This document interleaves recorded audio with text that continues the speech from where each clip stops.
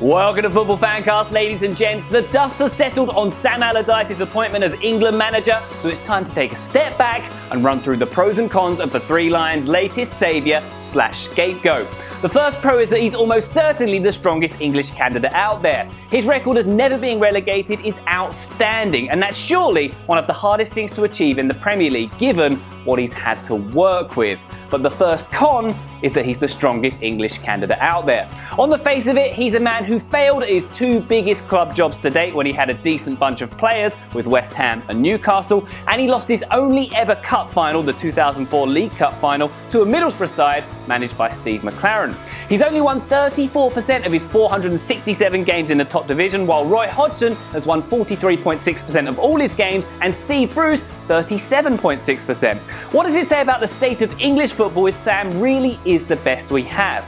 On to the next pro. He has a method of play. It's direct and always tailored to get the best results from specific matches, using detailed statistics and modern applications like Prozone. He's no dinosaur. The most recent England teams have not had a method of play.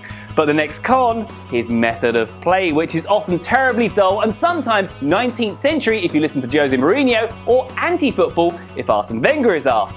England are dull to watch at the best of times, and this isn't going to help. There's a danger he's just another Graham Taylor, often direct and often frustrating.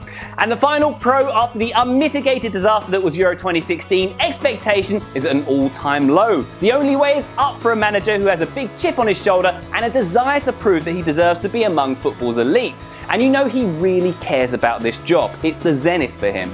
And the last con, you guessed it, expectation is at an all-time low. It means we'll settle for dull, ground-out results against lesser opposition. It means we'll swallow it easier when England meekly exit the World Cup. It means we don't mind that a truly world-class manager didn't get the gig, or that someone wasn't brought in who could truly shake up the England setup to its core and reorganise it.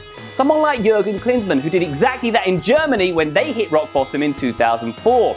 Imagine if we had the foresight to put in place a 10-year plan just like the Germans did, which resulted in a World Cup win in 2014. So what can we conclude? Well, clearly the future of the England team is uncertain. And although radical change is unlikely, to quote 90s dance outfit D-Ream, things can only get better.